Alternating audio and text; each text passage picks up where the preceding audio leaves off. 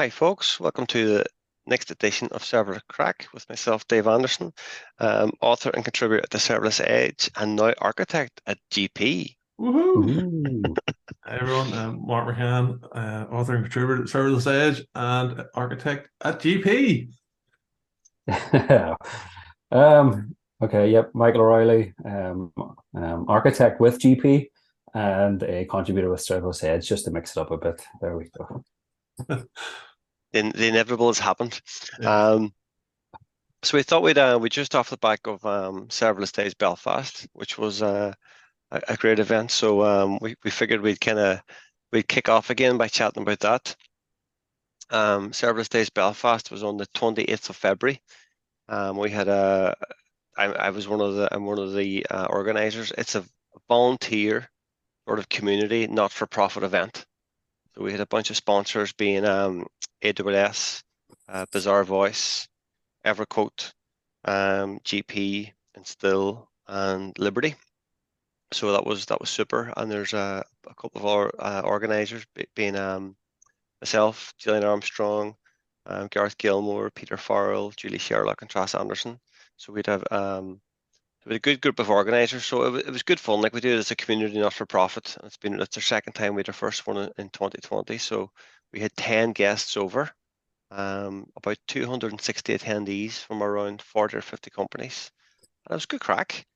Great day out, and it was nice to kind of see everyone. And most exciting, we had it in the Game of Thrones studios tour.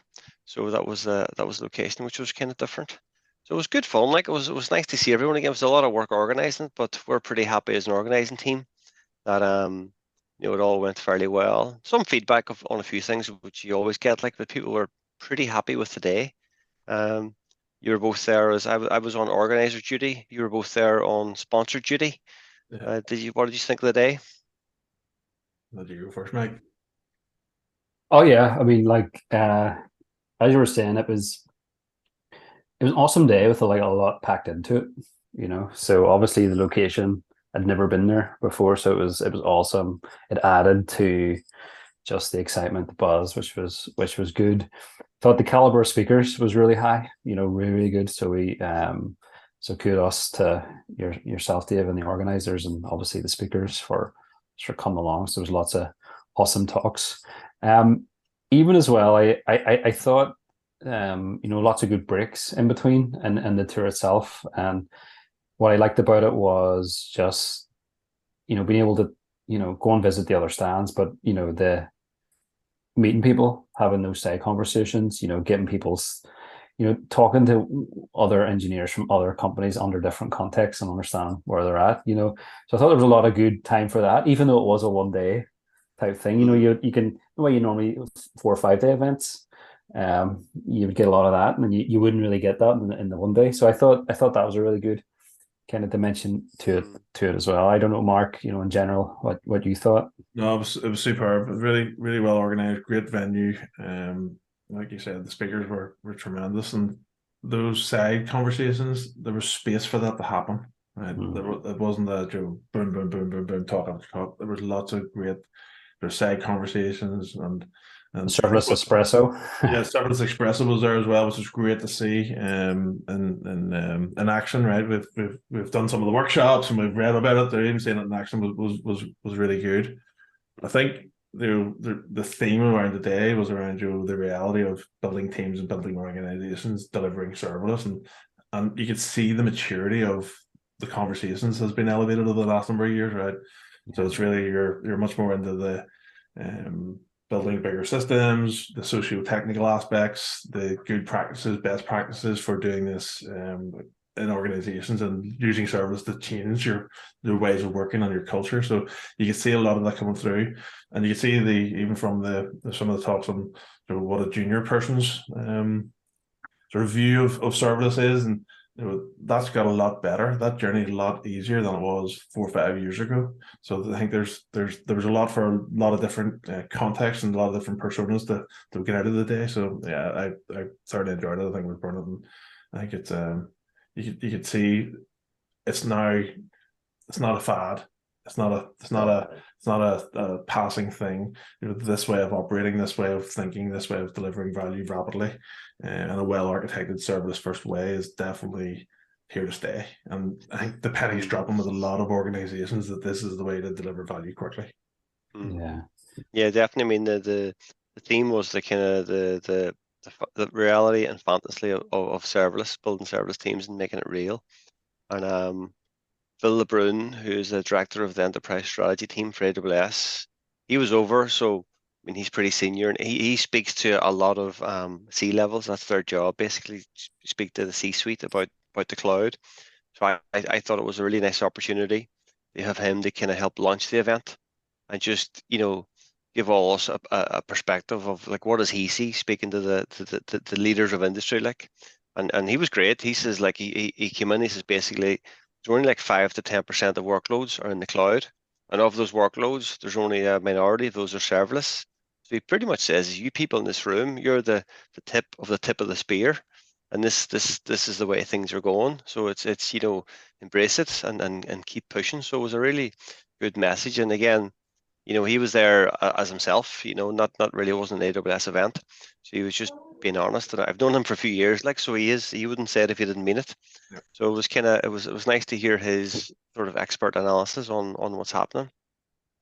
That was good. Yeah, I thought even the commentary around, because I thought that was a really surprising number. I'd never come across that before, believe it or not. But I even thought the executives and leaders in organizations having enough understanding of technology in order to make those decisions as well. There's some really good insights there too, it just added a different dimension. I suppose a lot of that's what we get into in the book, which is good too. Hard to think in those ways. Yeah, I think it was really nice that IT Revolutions were very, very good and very generous sort of sponsors. That's where the secondary sponsor of providing the books. So all the attendees got a copy of the book. So I think that's was interesting, a bit surreal for us as the authors, and we got a couple of shout outs and stuff, which was really great to see. And I think getting that many attendees, going to read the book, local people. I think in some of our calls during the week, people have been holding it up in some of our calls, and so it's great, right, that it's going to resonate. So it'll be interesting to see how that percolates through organizations as well, and they start to really grasp the flywheel effect for their own organizations and for themselves. So that'll be good to see. Yeah, it was very, very generous of IT Revolution, and just so people know, that wasn't planned. I had mentioned Deity Revolution during one of our sync calls that we were running this event, and they were like, "Do you want some books?" I was like, "No, don't worry about it." They're like, "No, take a bunch of books," and then they were like 250, and so that was super generous and not planned in, like, so it was a nice touch. Yeah, and even seeing, I think it was quoted in 3 or 4 of the different talks. Nothing that we had done to prompt them to do it, but Julian had it in his. I think Sheen had it in his, and I'm not sure who else had it in theirs. But it was the book was flashed up. You should read this book. So that was very, very nice, very humbling to see these leaders sort of referencing the stuff that we've done. And again, it's a community technology event, so no one says anything they don't have to. Some of the talks are brilliant. I mean, Julian Wood gave the keynote about his, and even though he works for AWS as a Serverless Developer Advocate, he gave his opinion of how he sees industry. So that was interesting. But I thought that paired really nicely with Mattie Wilson from Instil, who gave a brilliant talk about just a really good engineering team going through that journey of being like having a cloud application to service application. He was that was a brilliant talk. But I thought two of those talks kicked the day off really well. Yeah, I thought particularly with Matt Wilson, what I enjoyed about that was, Mark, you made the point earlier that it's almost like, it's not a fad. It feels like services over the hype cycle, and and you could see a team that was just, they were seeing it as an option, as a choice, and looking at it in terms of the problems they were having, they were going after it, and they were saying, okay, yeah, no, let's do it. And then he took us through that journey, and was it his stroll approach through it, which I thought was really good. So I really enjoyed that one. I thought that was really strong talk.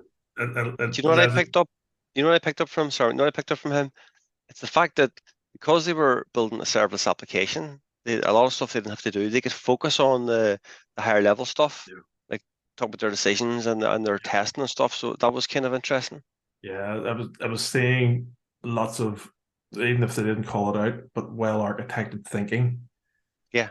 And a lot of what these organizations are starting to do now, because they're not worried about the servers and the capacity, they are being much more well architected in their approach, right? Can lift up. And he was great at them. I loved him in particular the fact that he came with some empirical data where he surveyed his team about what they thought and would they go back and what if you're starting again. So that was really really nice to see. We all love a bit of data, right? So it was great. It's great to see some survey data. Sure, he was popular surveying his team. He's probably doing their heads in. And then Sheen Brisals from Lego, as ever, gave an absolutely brilliant talk about the journey in Lego, going serverless, the EDA, and the team topologies of an event-driven organization. So, I mean, Sheen's brilliant. He's an absolute master. He's class. Yeah, I think it was good to get different perspectives as well. I know Jonah did a talk more on the .NET stack, and then Conal and Roger did a talk around their move to the Google sort of tech stack. But a lot of the same principles and a lot of the same ways of working and thinking were present in all of those talks, whether it was AWS, Google, or Azure in this case, right? It was good to see. Yeah. At lunchtime we had. Sorry, go ahead, Mike. No, I was just going to, sort of add to what Mark is saying, because even what I liked about the talks is, we would kind of be focused on traditional, like lots of enterprisey type work, in terms of our experience and our backgrounds. And you see people from different kind of contexts, different industry sort of apply, serverless to their problems. And I thought that was really insightful. There was a few talks in there, as well, with Mark Allen and co. But I also like with Craig McCarter, so he's talking about like huge scale on serverless, and what I took comfort from that is, okay, there's a team that's doing something very financially significant at massive scale, and they're like pushing those limits, and you're seeing the scales they're actually getting to, and removing the myths around scaling and serverless. I was like, it's there you go. There's teams that are doing really large, enterprisey, massive workloads on this, and I was like, Craig's an absolute rock star. Yeah, I really enjoyed that one. The most critical of business critical workloads are now being run through serverless in a way that maybe 5-6 years ago people would have been very hesitant to do so. Because I was thinking, even if there's one story that's going to smash enterprise myths around serverless, it's that one. Yeah. So I thought that was awesome. Great. I remember the start of that project, and it was not a low risk project. It was a very ambitious project. So it was a great talk by Craig McCarter. And then I really enjoyed Anna Carlin and Emma Patton from Affleck. I mean, they called it the rookie journey of discovery and learning. So they came in as grads and basically built a serverless system. So they were brilliant, and I thought they were really good. And then Chintan Parmar as well from Dunelm told and the Dunelm story is really interesting. The e-commerce site, because it's quite an unknown story. And the thing I liked about Chintan is he was really keen to get that story out there, because done some brilliant work through lockdown, etc. But they hadn't got a chance to share their story, so that was one of the first times that story was shared. So that was Dunelm, who most people had no idea that they had a whole big serverless e-commerce site. Yeah, absolutely, and I think it's those type of stories really show how far and wide the serverless way of working and serverless approach is starting to permeate, right? It's Dunelm, you wouldn't have thought of that being a very advanced technical organization, but Chintan just really nailed it, right? Look at what's possible in your organization. And then they close out Ben Ellerby from Elios closed out with his serverless staircase framework that he's kind of pulling together.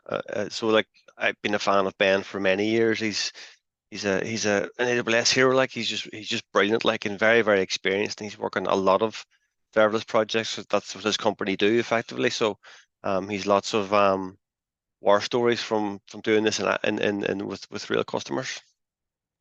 Yeah, that was good about how those collaborative facilitated practices. How do you bring teams and organizations on that journey? And I think that's going to be a lot of organizations are going to need to think about that aspect and as they start to adopt cloud and serverless. And then, I mean, I suppose like that was all talks. Then in the middle of the day, we brought everyone through a tour of the Game of Thrones studio. So we'll not give away any of the reveals or surprises, but there was about an hour and a half or 2 hours people to go through the tour and see all. These are the actual sets for Game of Thrones. These were a lot of scenes were actually filmed, so a lot of the different, a lot of the props and scenes are still there because this was the actual filming location. That blew people's minds because it's still a brand new facility, so many people hadn't been through it. So there was loads of characters from Game of Thrones. But what was nice about that, it gave people space and time to walk around and chat to each other. It was almost like an open space. So it was nice for people to kind of get a day out and decompress and meet people they haven't seen in a long time. Yeah, it was great, and we were on the GP stand as well. And people were just coming in chatting about what GP was doing, but also the book and just our own experiences. And you could see the maturity in the people who were coming to the chat. They were not chatting about getting started stuff. Some of them were, but a lot of them were like, "Hey, we tried this, we've done this, we had great success in this approach," and again more into the organizational dynamics and the socio-technical stuff that comes along with this as you start to transform. So really, really great conversations, and even just like you said, it was very much like an open space by in the skies, right? There was space for side conversations, and people were able to talk about interesting topics and things that were pertinent to them. So it was very good. Yeah, and I've started back on season 1 of Game of Thrones, so I'm on to episode 3 right now. There you go, success. There we go. So it was good fun. Like, so, I mean, I think for me, it was good impact from the day. I definitely felt that there was great representation from lots of companies, and it shows the strength of the local community and just these cutting edge practices about building valuable applications and not just fiddling about with low level stuff. So it was great to see the journey lots of people are on. Yeah, I think you can see even from 1 or 2 years ago, I think when we last ran it, and to now, there's momentum now, right? There's companies are embracing this, and it's just going to go from strength to strength. And as more and more organizations adopt the serverless first sort of mindset and approach, I think it's like Phil said at the start of the day, we're at the tip of the spear here, but I think it's going to evolve rapidly. And I think what we've seen is there's lots of good expertise now being built in the community, and that like one of the intents here was to get them to enable and empower each other and talk about their journeys so that they could help each other out. I think that goal was definitely achieved for the day, right? Yeah.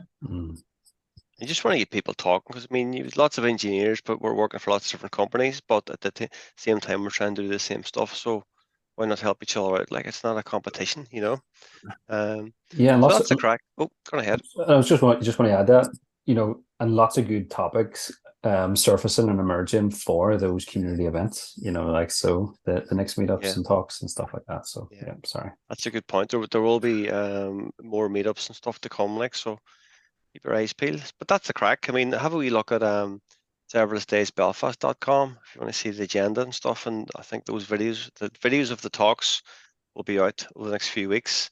Also lots of nice tie-ins to the ServerlessEdge.com, the stuff we're doing around the blog, and ServerlessEdge at ServerlessEdge on Twitter.